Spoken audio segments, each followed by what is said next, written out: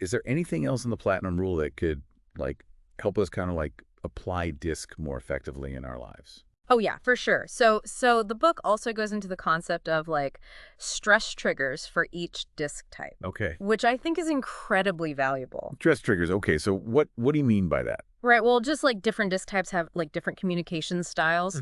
They also have like different things that tend to push their buttons and cause them stress. Right. So, understanding these triggers can really help us navigate those like, tricky interpersonal situations with more sensitivity and avoid like unintentionally setting someone off. Gotcha. Okay, I'm intrigued. Can you give some examples of like what might stress out like each disc type?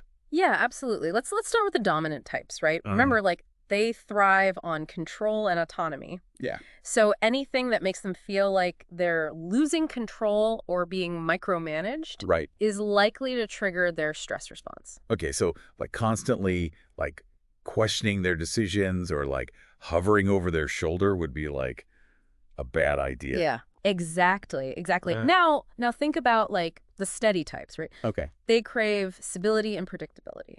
So like any sudden changes or disruptions to their routine Yeah. can be incredibly stressful for them. That makes total sense. Yeah. Yeah. Like I can totally see how like springing a last-minute deadline change on a steady type would like send them into a tailspin. Totally. Okay, what about like the influential types? What stresses them out? Yeah, so influential types are all about connection and social interaction, right? Right. So anything that makes them feel isolated or ignored can be a major stressor. Okay, so like giving them the silent treatment or like exclude them from social gatherings is like a surefire way to like Totally. trigger their stress response. You got it. And then finally, we have the conscientious types, right? Right. So they value accuracy and precision. So anything that feels like disorganized, chaotic, or rushed Right. is likely to trigger their stress response. So if you want to see a conscientious type like lose their cool, you just like throw a bunch of last-minute tasks at them with like no clear instructions. Exactly. Yeah. Exactly. Yeah. It's all about like understanding those unique sensitivities, right? Yeah.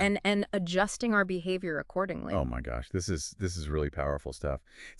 It's like having a secret decoder ring for understanding like why people react the way they do. It is. It is. And the best part is like this knowledge isn't just like theoretical.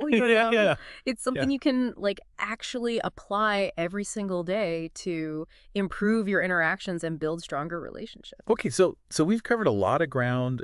We've explored the 4 disc types. We've delved into how they like interact in teams.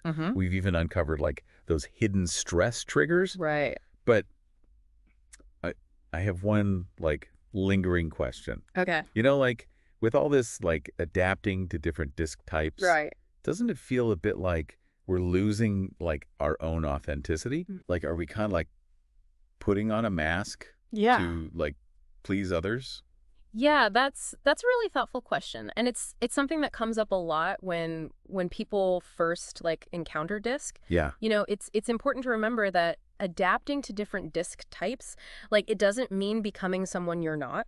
Yeah. It's simply about recognizing that different people respond to different communication styles Right. and adjusting your approach accordingly. So it's not about like changing who you are. It's about being more like mindful of how you communicate your message Exactly. so that it like resonates with the other person's style. Precisely. Like, think of it like speaking a different language. Yeah. If you're traveling to a country where you don't speak the language, Yeah. you might like learn a few key phrases to help you get by. Uh-huh. You're not trying to become a native speaker. Yeah. You're simply trying to like communicate effectively.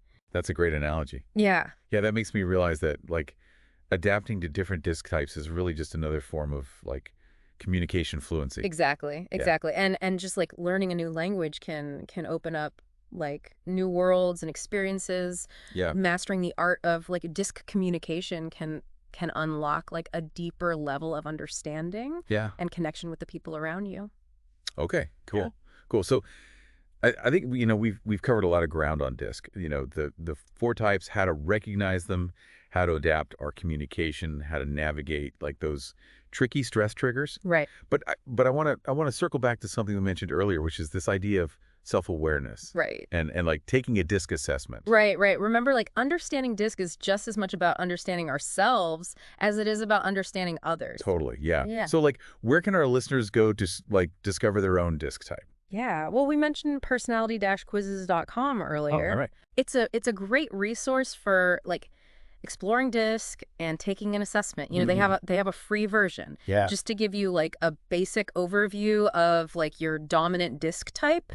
And then, you know, if you want to go deeper, they offer like a super detailed report for just $14. That's such a small investment for like the potential insights you could gain. Totally. I mean, imagine like knowing your strengths, your weaknesses, even your stress triggers. Right. It's like having a user manual for your own personality. Exactly. Yeah. Exactly. It can be like a game changer for like personal growth and development. Yeah. You know, it can also help you understand like why you might gravitate towards certain people and clash with others. Right, right.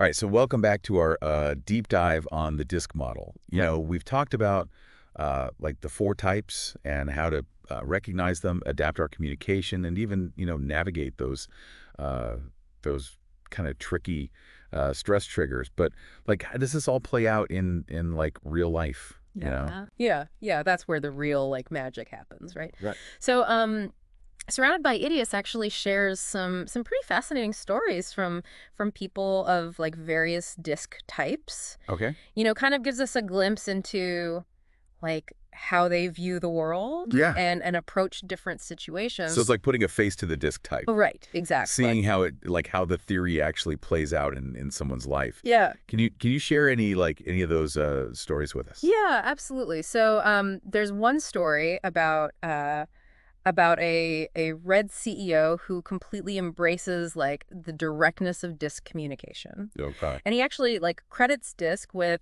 helping him build like a more efficient and productive like company culture. I can see how that would like appeal to a dominant type. Right. You know, they're all about clarity, efficiency, getting things done. Exactly. But then you have, you know, another story from a greed employee, and they prioritize like cooperation and harmony above all else. And DISC actually helped this person understand why they often felt like overwhelmed in a really fast-paced and competitive work environment. Right. And it actually gave them the tools to advocate for their needs and create a more balanced work style.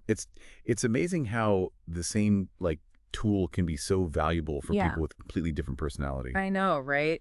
It really highlights, you know, how DISC isn't about like trying to change who you are, but it's about like understanding your strengths and weaknesses so you can kind of like navigate the world more effectively. Right. Okay, so we've heard from a dominant type and a steady type. Right. What about the other two? Like, are there any interesting anecdotes about like influential or conscientious types? Oh yeah, definitely. So there's a great story about a yellow sales manager who uses their like infectious enthusiasm and persuasive skills to motivate their team and close deals, and DISC help them understand the importance of like tailoring their approach to each like client's individual personality. Right. Which led to like a significant boost in sales. That makes perfect sense. You know, knowing how to connect with different personalities is crucial in sales. Oh, totally. And then finally, you know, there's a story about a blue engineer who used their like meticulous attention to detail and analytical skills to identify a critical flaw in a product design. Wow. You know, potentially saving the company millions of dollars. That's a great example of how like those conscientious traits can really shine, like in certain roles. Right. Like it's all about finding the right fit for your personality and leveraging your strengths to make a real impact. Awesome. Okay, so as we're wrapping up this deep dive into DISC, what are some key takeaways that you hope our listeners will walk away with? You know, first and foremost, I hope they've gained like a deeper understanding of the 4 DISC types and how they can, you know, use this knowledge to improve their communication and interactions with others.